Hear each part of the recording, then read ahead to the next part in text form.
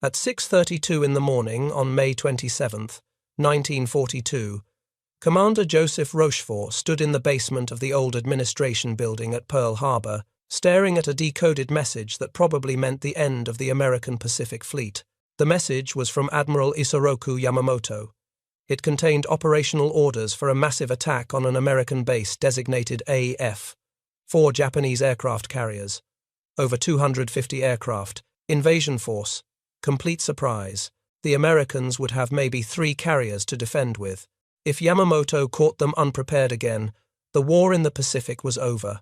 Rochefort had been running Station Hypo, the Navy's code-breaking unit at Pearl Harbor, for 11 months.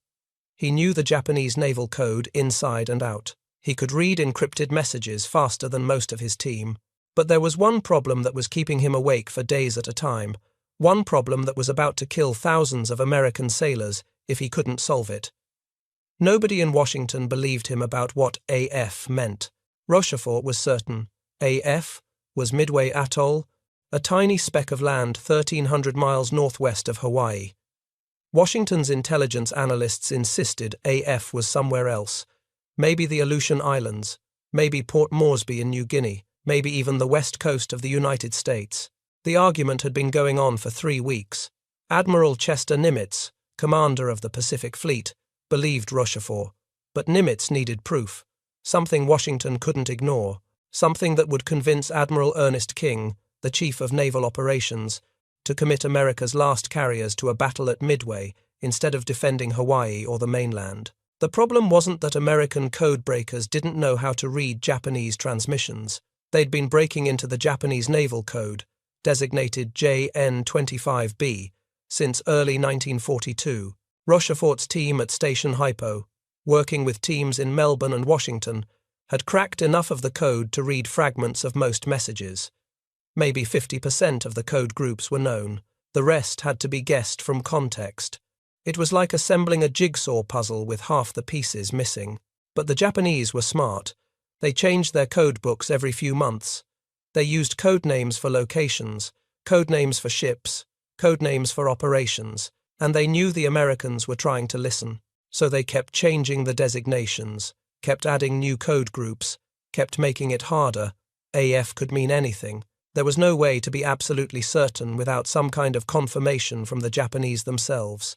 Rochefort had mentioned this to Admiral Nimitz 2 weeks earlier. Nimitz had asked what could be done. Rochefort said there was a way to confirm it, but it required violating operational security. It required broadcasting information about an American base in the clear, unencrypted, where the Japanese could intercept it. It required gambling that the Japanese would take the bait and respond in their own code, confirming the target. Nimitz had looked at Rochefort for a long moment. Then he said, "Do it. Don't tell Washington. Just do it." The first sailor Rochefort felt he'd failed was Seaman First Class James Anderson on December 7, 1941. Anderson had been stationed on the USS Arizona. Rochefort had been in the basement of the administration building that Sunday morning, working on Japanese intercepts with his team. They'd been tracking increased Japanese naval radio traffic for weeks. Something was building. They knew it, but they couldn't figure out where or when. The cryptanalysts at Station Hypo had picked up fragments suggesting a large fleet movement, carriers, battleships, hundreds of aircraft, but the destination code groups were new, unbreakable, unknown. At 7:55 that morning, Rochefort heard explosions. He ran outside and saw smoke rising from Battleship Row. Japanese aircraft were everywhere. Bombs, torpedoes, machine gun fire. The Arizona exploded at 8:10. A bomb had penetrated the forward magazine. 1,177 men died instantly. Anderson was one of them. Anderson had been 24 years old, born in Oregon, worked as a ranch hand before enlisting. He'd been in the Navy for just over a year when he died. Rochefort had never met him, but he'd been working on the intelligence that should have warned the fleet, the intelligence that should have prevented the attack, and he'd failed. The warning hadn't come. The fleet had been caught completely by surprise. In less than 2 hours, the Japanese had killed 2,403 Americans, sunk or damaged 21 ships, and destroyed 188 aircraft. 8 battleships hit, 5 sunk. The entire Pacific Fleet crippled in a single morning. The official report said the intelligence community had missed the signs. That's not what Rochefort believed. Station Hypo had seen the signs. They'd reported increased radio traffic. They'd reported fleet movements. But the pieces hadn't come together in time. The Japanese had changed their call signs on December 1st. They'd imposed strict radio silence on the attack force. And nobody, not Hypo, not Washington, not anyone, had been able to put it all together fast enough to warn Pearl Harbor. Rochefort stood on the dock that afternoon and watched sailors pull bodies from the water. The oil was still burning, the smoke was still rising, the smell of burning metal and fuel and worse things filled the air. And Rochefort knew he'd spend the rest of his life trying to make up for December 7th. He'd spend the rest of his life making sure it never happened again. He went back to the basement, back to the intercepts, back to the code groups. His team worked 20-hour days, 36-hour shifts. They slept on cots in the corners. They ate at their desks. The concrete floor was cold. The ventilation was terrible. The fluorescent lights never went out. But they kept working, breaking codes, reading messages, tracking the Japanese fleet. The second failure was the Battle of the Coral Sea in May 1942. Station Hypo had provided intelligence that helped the Navy intercept a Japanese invasion force headed for Port Moresby in New Guinea. The battle had been a tactical draw. The Japanese had lost the light carrier Shoho. The Americans had lost the carrier Lexington. But it had been a strategic victory because the Japanese invasion force had turned back. Rochefort had been proud of that intelligence work. His team had identified the Japanese objective. They'd tracked the fleet movements. They'd given Admiral Nimitz enough warning to position American carriers for the intercept. It had worked. But the Lexington was gone. 216 men had died. And Rochefort knew that intelligence was only useful if it prevented casualties, not just counted them. By mid-May 1942, Rochefort had been running Station Hypo for 11 months. He'd assembled a team of cryptanalysts, linguists, and radio traffic analysts that worked 12-hour shifts, sometimes longer. They'd set up their operations in the basement of the administration building. No windows, concrete walls. The air was stale and hot. The ventilation was terrible, but it was secure. The team included some unusual members. Several were musicians from the USS California's band. The California had been sunk at Pearl Harbor. The bandsmen had no ship, but they could read music. And reading music turned out to be surprisingly similar to reading code patterns. They could see rhythms in the numbers. They could spot when something was off-key. Rochefort worked in a bathrobe and slippers most of the time. He didn't care about military protocol. He cared about breaking codes. He'd go for days without leaving the basement. His staff worked the same way. They were processing 140 messages a day by May, intercepting Japanese radio traffic, decrypting it, translating it, analyzing it, looking for patterns, looking for clues about Japanese intentions. The basement was freezing. The concrete floor sucked the heat out of everything. In the tropical Hawaiian climate, the Navy had designed the building for cooling, not heating, but the basement stayed cold 24 hours a day. That's why Rochefort wore the bathrobe. That's why his team wore sweaters and jackets, while everyone else on the island wore short sleeves. The Japanese used a code system that was fiendishly complex. Every 5-digit number group represented a word or phrase. There were 45,000 possible code groups. The code groups changed regularly. On top of that, the Japanese added a layer of encryption where they added random numbers to each code group before transmission. So even if you knew the code book, you still had to subtract the random numbers to get the real code groups. And if you didn't know the code book, you had to figure it out from context by comparing thousands of messages. Rochefort had a gift for it. He could see patterns that others missed. He could remember code groups. He could make intuitive leaps about what messages meant, even when half the groups were still unbroken. But he also knew he couldn't do it alone. He needed his team. He needed Lieutenant Commander Thomas Dyer, who ran the cryptanalysis section. Dyer was methodical, patient. He could work through code groups for hours without getting frustrated. He built the mathematical frameworks that made everything else possible. He needed Jasper Holmes, a former submariner who knew the Pacific geography and Japanese naval tactics. Holmes had commanded submarines before the war. He knew every island, every reef, every current in the Pacific. When a message mentioned coordinates or geographic features, Holmes could identify the location faster than anyone else on the team. He needed Lieutenant Joseph Finnegan, who'd figured out how the Japanese encrypted their date and time codes. That breakthrough had been crucial. Knowing when something would happen was almost as important as knowing where. Finnegan had worked for weeks on the date-time encryption. He'd filled notebooks with number sequences. He'd tested hundreds of combinations. And finally, in late May, he'd cracked it. Now they could read not just what the Japanese were planning, but when they planned to do it. He needed every linguist and analyst he had. The Japanese language specialists who could translate the decoded messages, the traffic analysts who tracked which units were communicating with which other units, the radio intercept operators who pulled the transmissions out of the air. It was a team effort. Every person mattered. And by mid-May, they were all telling Rochefort the same thing. The Japanese were planning something big, something bigger than Coral Sea, something that involved multiple carrier divisions, battleships, cruisers, destroyers, invasion transports. The operation was scheduled for early June, and the target was designated AF. The problem was that Washington's intelligence analysts, working in a section called OP-20G, didn't believe AF was Midway. They thought it was somewhere else, and they had the ear of Admiral King, the man who controlled the entire Navy. King was stubborn. King didn't like Rochefort, and King's staff insisted that Rochefort was wrong. The bureaucratic fight had been going on for weeks. Rochefort would send an intelligence summary to Nimitz saying, AF is Midway. Washington would send a summary to King saying, AF is probably the Aleutians or New Guinea. Nimitz would ask for clarification. Washington would insist they were right. Round and round. The worst part was the personalities. Rochefort had a reputation for being difficult. He was caustic. He was sarcastic. He didn't suffer fools. And he'd made enemies in Washington by bypassing the official chain of command.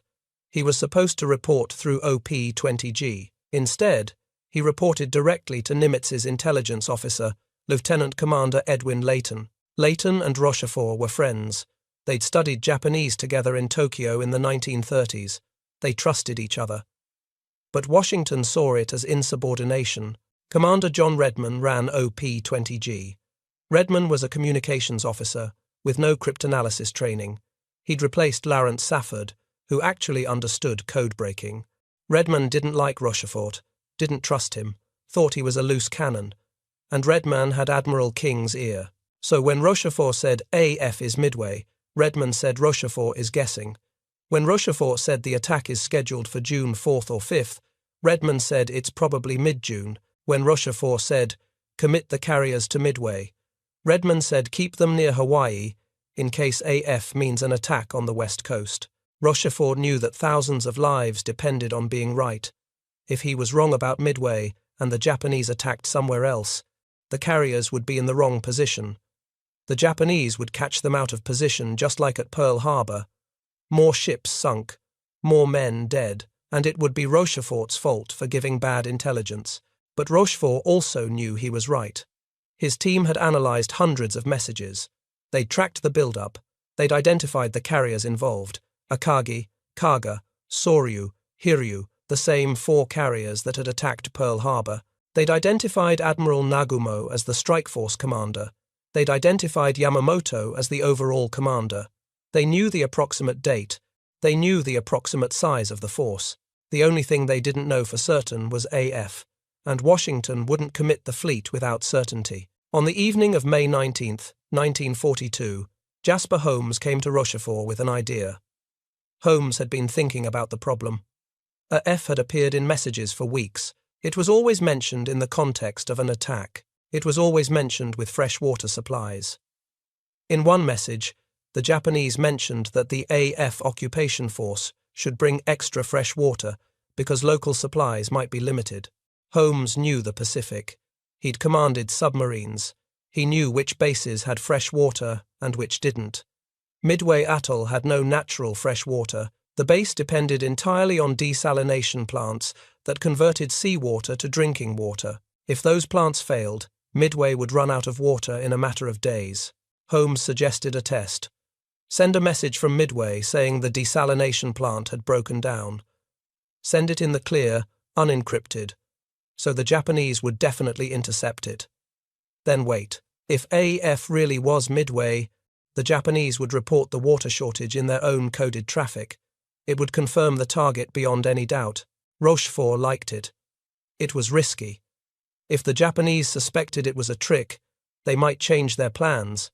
But it was the only way to get proof that Washington couldn't ignore. He took the idea to Layton. Layton took it to Nimitz. Nimitz approved it. Send the message. Don't tell Washington. See what happens. On May 19th or 20th, Nimitz sent orders to Midway by undersea cable. The cable was secure. The Japanese couldn't intercept cable traffic.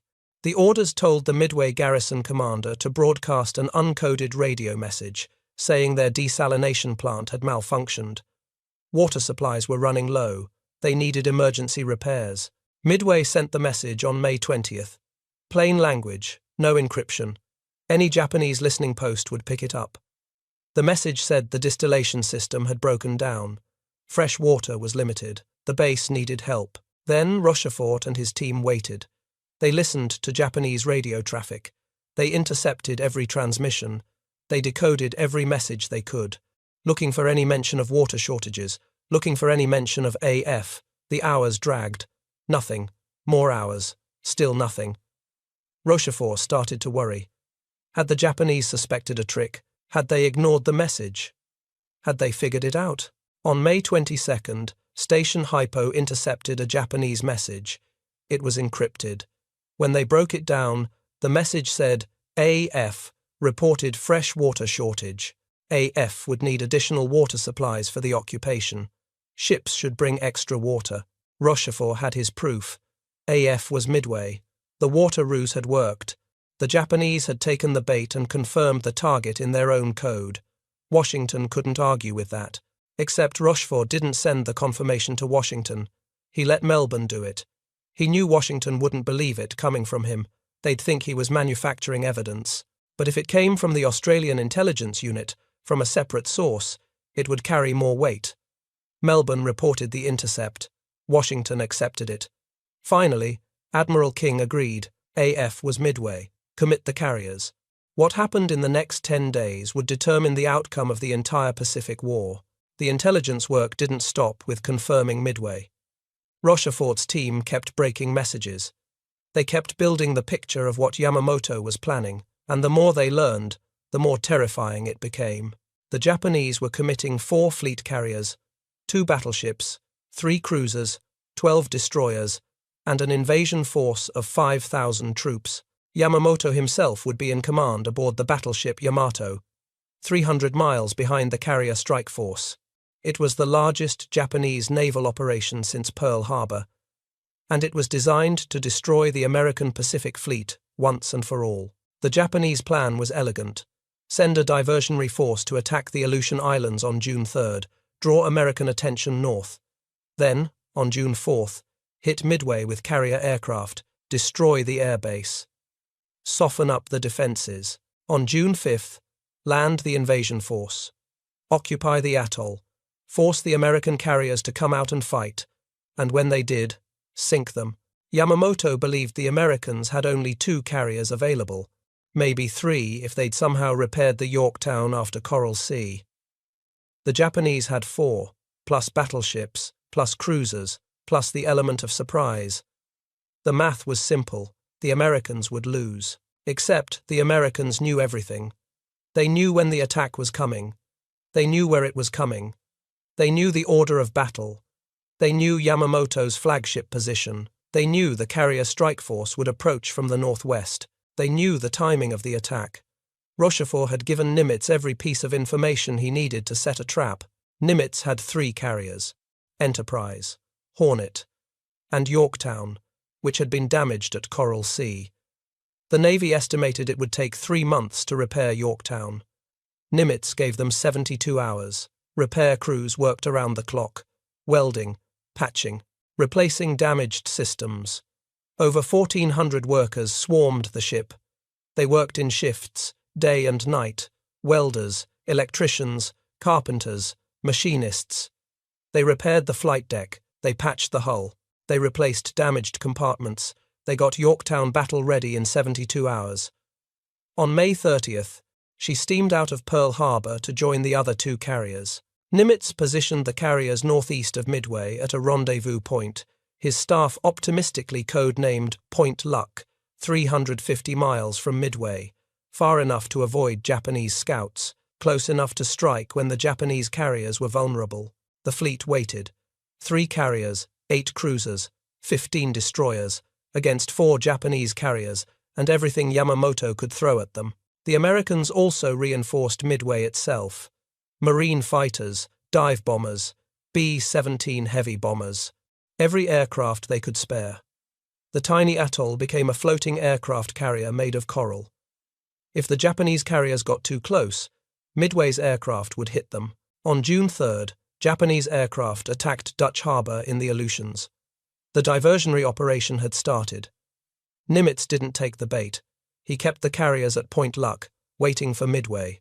Rochefort's intelligence had told him the Aleutians were a feint. The real target was Midway. On the morning of June 4th, at 5:34 local time, a Navy patrol plane spotted the Japanese carrier force 200 miles northwest of Midway, right where Rochefort said they'd be. Right on schedule. The pilot radioed the sighting.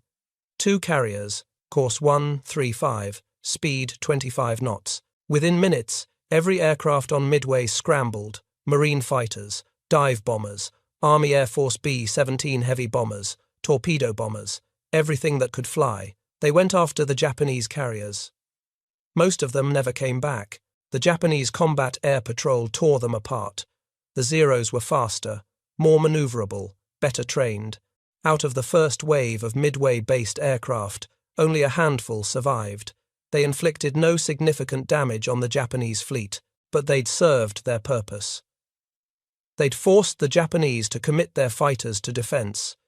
They'd disrupted the Japanese attack rhythm, and they'd bought time for the American carrier aircraft to launch. At 7:02, Admiral Raymond Spruance, commanding the Enterprise and Hornet, made the critical decision. Launch everything. Every dive bomber, every torpedo bomber, every fighter. Send them after the Japanese carriers before the Japanese could recover and rearm their own aircraft. It was a calculated risk. Launching at extreme range meant the aircraft might not have enough fuel to get back, but if they could catch the Japanese carriers with their aircraft on deck, with bombs and fuel lines everywhere, they could destroy them. The American strike force launched at 7:52, 116 aircraft from Enterprise and Hornet, 67 aircraft from Yorktown launching later. They headed northwest toward the last reported position of the Japanese fleet. Finding the carriers in the open ocean would be like finding 4 needles in a haystack the size of Texas. But the pilots had one advantage. They knew exactly where to look because Rochefort had told them. What happened next was a combination of courage, luck, and timing that changed naval history forever. The first American aircraft to reach the Japanese carriers were torpedo bombers from Hornet, Torpedo Squadron 8, 15 aircraft, led by Lieutenant Commander John Waldron. They found the Japanese carriers at 9:20. 4 carriers in a box formation: Akagi, Kaga, Soryu, Hiryu, surrounded by escorts. Protected by Zeros, Waldron's squadron attacked without fighter cover, without dive bomber support, just 15 slow, vulnerable torpedo bombers against the entire Japanese fleet. The Zeros massacred them, shot them down one by one. Out of 15 aircraft, 14 were destroyed, 29 men killed. Only one survivor, Ensign George Gay, floating in the ocean, watching the battle. Torpedo Squadron 6 from Enterprise attacked next, 14 aircraft. They went in low, same result, 10 aircraft shot down, 20 men killed, no hits on any carriers. Torpedo Squadron, 3 from Yorktown, 12 aircraft, 10 shot down, 21 men killed, no hits. In 30 minutes, the Japanese had destroyed 41 American aircraft and killed 70 air crewmen. The torpedo attacks had been a slaughter, Complete failure. Not a single torpedo hit. The Japanese carriers were untouched. Their combat air patrol was triumphant. Their deck crews were recovering aircraft, refueling, rearming, preparing for another strike. The Japanese thought they'd won. The American torpedo attacks had failed completely. The carriers were safe. They could recover their aircraft, launch another strike on Midway, finish the job. The invasion could proceed as planned. But the torpedo bombers had done something crucial. They'd pulled the Japanese fighters down to sea level.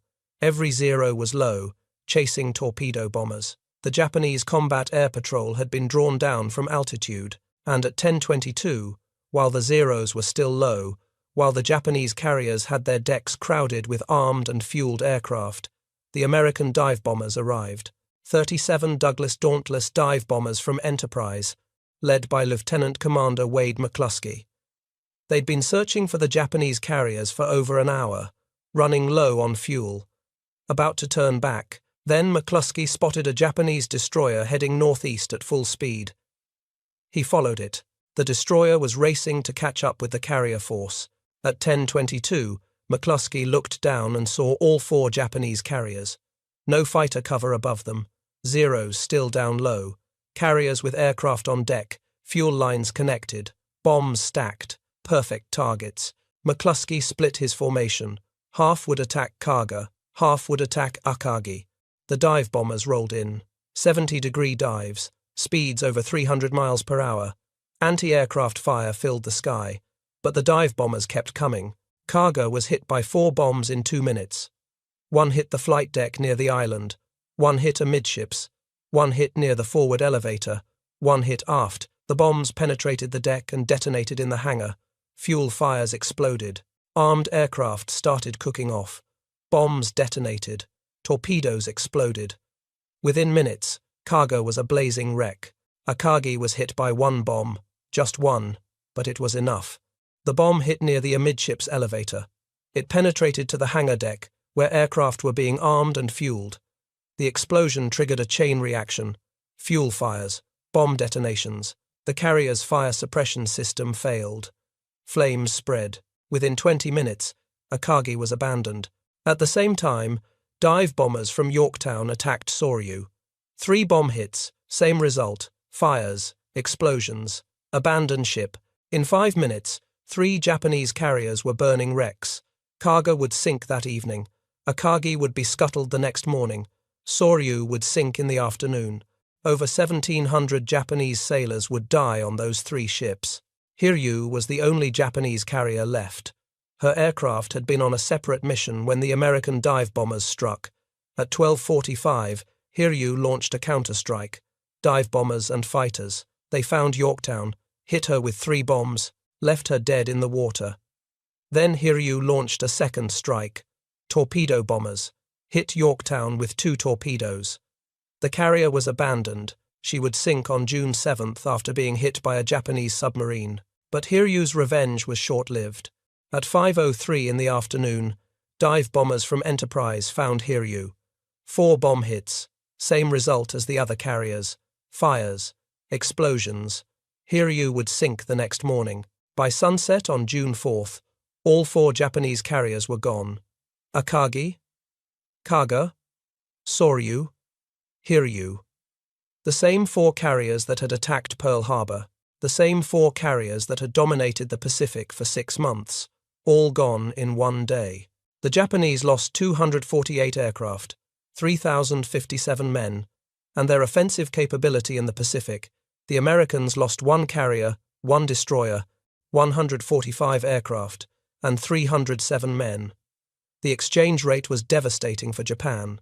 10 Japanese killed for every American, 4 carriers for 1, and the strategic initiative in the Pacific permanently shifted to the United States. Admiral Yamamoto, watching from the Yamato 300 miles away, knew the battle was lost. On June 5th, he ordered a general withdrawal. The invasion of Midway was cancelled. The Japanese fleet retreated west. The Americans pursued but couldn't catch them. The battle was over. And none of it would have been possible without the water shortage ruse. Without Rochefort's confirmation that AF was Midway. Without the intelligence that put American carriers in exactly the right place at exactly the right time, the Japanese had no idea how the Americans knew. Their after-action reports were filled with confusion. How did the Americans know where to be? How did they know when to strike? How did they position their carriers so perfectly? The Japanese never suspected the Americans had broken their codes. They blamed bad luck. They blamed poor scouting. They blamed everything except the truth. American codebreakers had read their mail. Japanese pilots returning from Midway reported that American forces had been waiting for them, that American carriers were in position, that American aircraft knew exactly when to strike. Japanese intelligence officers tried to figure out what had gone wrong. They analyzed their radio security. They changed code books. They changed procedures. But they never figured it out. They never realized that a simple water shortage message had confirmed their target and doomed their carriers. Admiral Nagumo, who commanded the carrier strike force, survived Midway. He would be haunted by the battle for the rest of his life. Why had the American carriers been there? Why had they struck at exactly the right moment? He never got satisfactory answers. He would commit suicide in 1944 during the Battle of Saipan. Yamamoto knew Midway was a disaster. Japan had lost its best carriers, its best pilots, its offensive momentum. The Americans would never be weaker than they were in June 1942, and Japan had failed to destroy them. Yamamoto told his staff that Japan could not win a long war against American industrial capacity. Midway had guaranteed the war would be long. Yamamoto would be killed in April 1943 when American codebreakers intercepted his travel plans and P-38 fighters shot down his aircraft over Bougainville. The Battle of Midway changed the Pacific War. Before Midway, Japan had been advancing everywhere. After Midway, Japan would never again initiate a major offensive operation. The Americans took the initiative. Guadalcanal in August 1942. The Solomon Islands Campaign. Island hopping across the Pacific. Every step forward was possible because Midway had broken Japanese carrier strength. Historians call Midway the turning point of the Pacific War.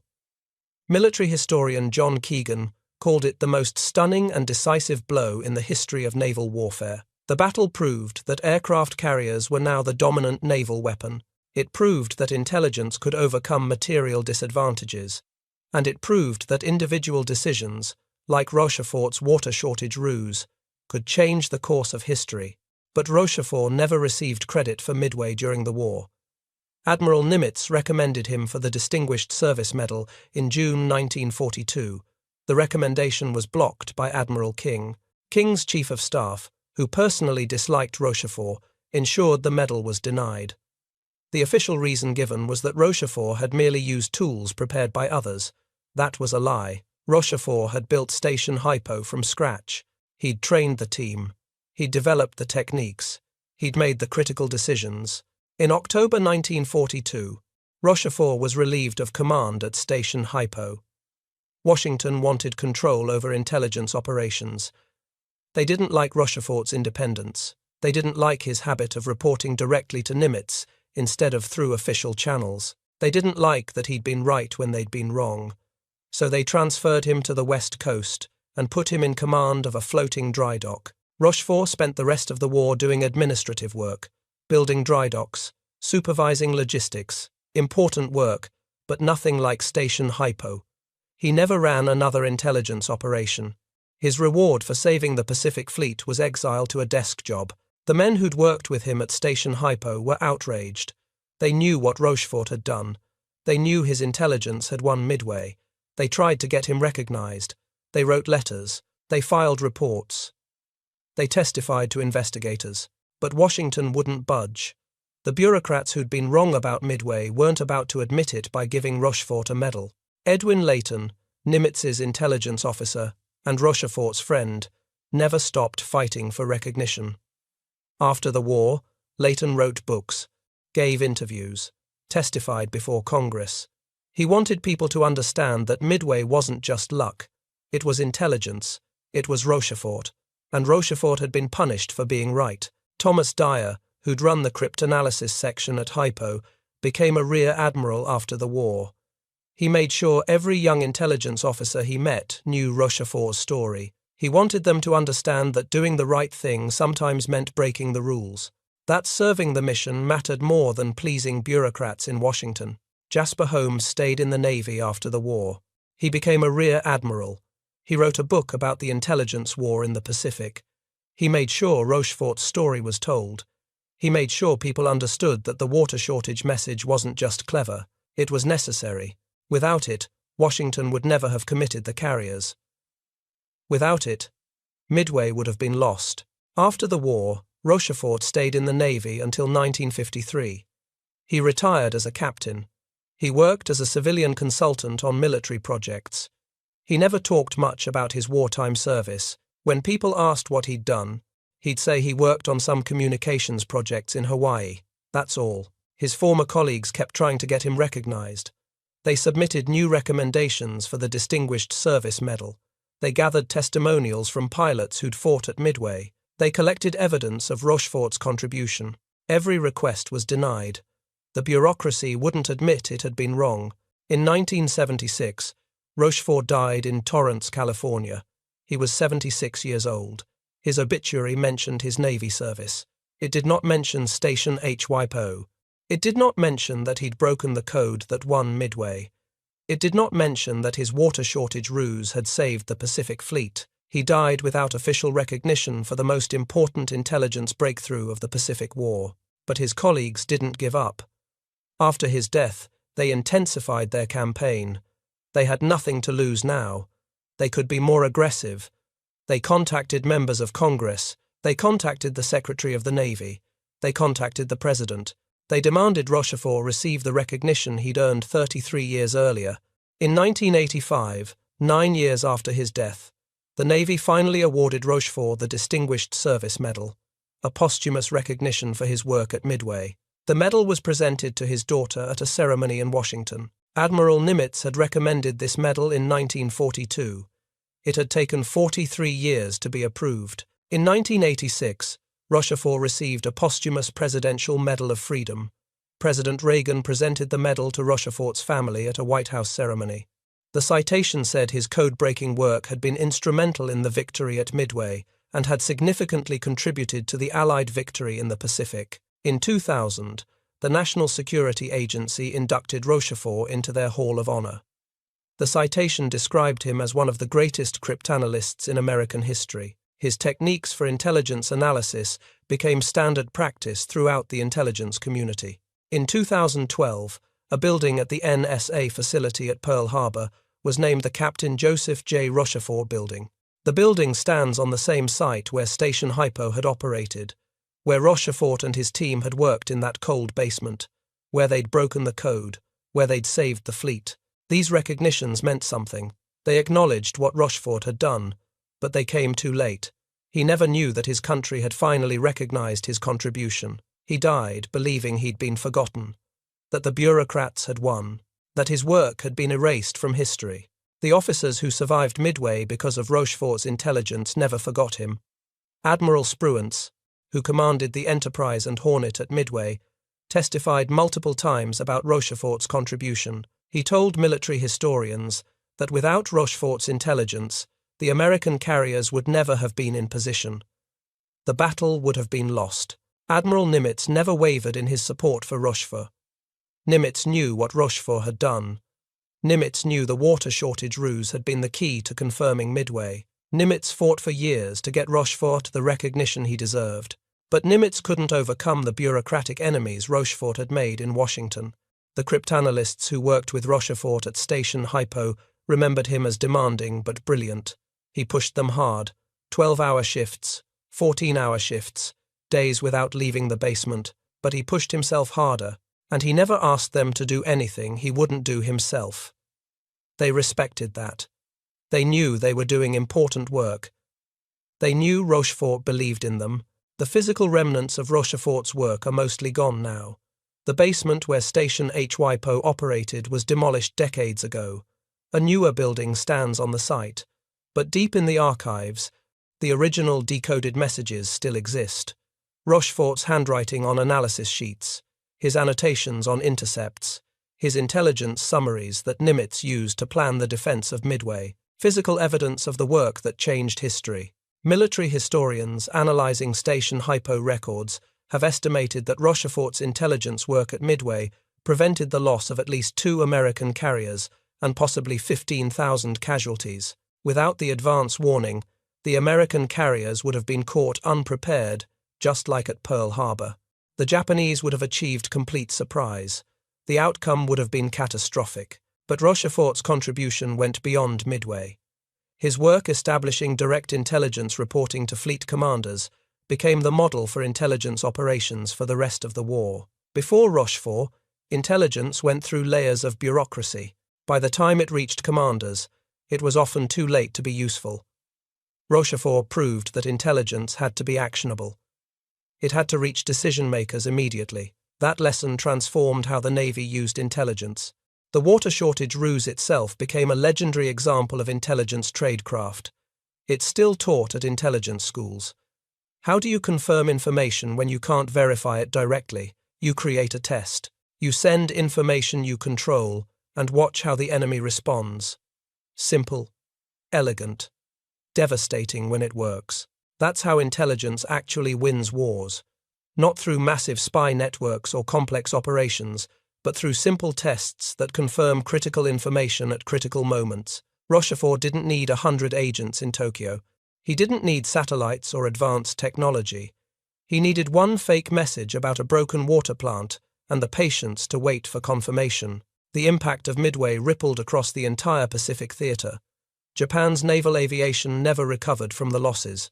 The 4 carriers sunk at Midway represented years of training and experience. The pilots who died couldn't be replaced. Japan had started the war with about 2,000 carrier-qualified pilots. After Midway and the subsequent Guadalcanal campaign, that number dropped drastically. By late 1943, Japanese carrier pilots were flying with a fraction of the training their predecessors had received. American industrial capacity, which Yamamoto had feared, began to show its strength. By the end of 1942, new Essex-class carriers were entering service. The first one, USS Essex, was commissioned in December. More followed every few months. By the end of 1943, the Navy had more carriers than it had lost in the entire war. Japan couldn't match that production. The carriers lost at Midway were irreplaceable. The strategic initiative permanently shifted to the United States. Before Midway, American forces had been on the defensive everywhere. After Midway, the Americans chose where and when to fight. They chose Guadalcanal. They chose Tarawa. They chose Saipan. Japan spent the rest of the war reacting to American moves instead of initiating its own operations. The intelligence methods Rochefort pioneered became standard across the American military. Direct reporting from intelligence units to operational commanders. Immediate analysis and dissemination of critical information. Integration of intelligence into operational planning. These seem obvious now. In 1942, they were revolutionary. Other intelligence operations followed Rochefort's model. When American codebreakers intercepted Yamamoto's travel plans in April 1943, they reported directly to Admiral Nimitz. Nimitz ordered the intercept mission immediately. No delays. No bureaucracy. P-38 fighters were in the air within hours. Yamamoto was dead within days. That wouldn't have happened without the direct reporting structure Rochefort had established. The Japanese never learned their codes had been broken. They continued using JN-25 variants throughout the war. They made modifications. They changed codebooks. They added complexity, but they never abandoned the system. And American cryptanalysts kept reading their messages. Every major Japanese operation for the rest of the war was partially or completely compromised by American codebreaking. At the Battle of the Philippine Sea in June 1944, American carriers ambushed the Japanese carrier fleet because codebreakers had warned of the Japanese approach. The result was called the Great Marianas Turkey Shoot. Over 600 Japanese aircraft were destroyed. 3 carriers sunk. Japanese naval aviation effectively ceased to exist as a fighting force. That victory had its roots in the intelligence methods Rochefort had pioneered at Midway. The lesson of Midway wasn't just that intelligence matters. It was that intelligence requires trust. Nimitz trusted Rochefort. That trust was based on personal relationship and proven track record. When Rochefort said AF was Midway, Nimitz believed him even though Washington disagreed. That trust saved the Pacific Fleet. Modern intelligence operations still struggle with the same issues Rochefort faced: bureaucratic rivalries, chain of command disputes, analysts who see patterns versus administrators who want certainty, the tension between field intelligence and headquarters analysis. These problems didn't end in 1942. They're still being fought today. Rochefort's story is a reminder that the most important contributions are often made by people who break the rules, who bypass the chain of command, who trust their judgment over official policy, who risk their careers to do what's right. Rochefort paid the price for being right. He was exiled, denied recognition, forgotten, but the pilots who flew at Midway remembered. The sailors who survived because American carriers were in the right position remembered. The intelligence officers who learned from Rochefort's methods remembered. And eventually, history remembered. The water shortage ruse remains one of the most elegant intelligence operations in military history. It solved an impossible problem with an impossibly simple solution. How do you prove something when your enemy controls the only evidence? You trick them into providing that evidence themselves. Rochefort understood that sometimes the best way to learn the truth is to create a lie and watch how the enemy responds. James Anderson, the young seaman from Oregon who died on the Arizona, never knew that his death would help drive Rochefort to prevent another Pearl Harbor. Anderson was one of 2,400, 3 Americans who died that Sunday morning. Their deaths haunted Rochefort for the rest of his life. He worked those endless hours in the cold basement because he couldn't bear the thought of more names added to that casualty list. He couldn't bear another Pearl Harbor. And because of his work, there wasn't another Pearl Harbor. The Japanese never again achieved strategic surprise against the American Pacific Fleet. American carriers were never caught unprepared. American forces knew when and where the Japanese would strike. And that knowledge, gained from Rochefort's team in that basement at Pearl Harbor, saved thousands of lives. The irony is that Rochefort's greatest contribution was preventing something that never happened. Midway could have been another disaster, could have been another day of American carriers burning, could have been another 2,000 dead, could have been the end of American resistance in the Pacific. But it wasn't, because one commander in a bathrobe, working in a cold basement with a team of musicians and linguists and mathematicians, broke a code and confirmed a target with a fake message about water. If you found this story as compelling as we did, please take a moment to like this video. It helps us share more forgotten stories from the Second World War. Subscribe to stay connected with these untold histories. Each one matters. Each one deserves to be remembered. And we'd love to hear from you. Leave a comment below telling us where you're watching from. Our community spans from Texas to Tasmania. From veterans to history enthusiasts, you're part of something special here. Thank you for watching, and thank you for keeping these stories alive.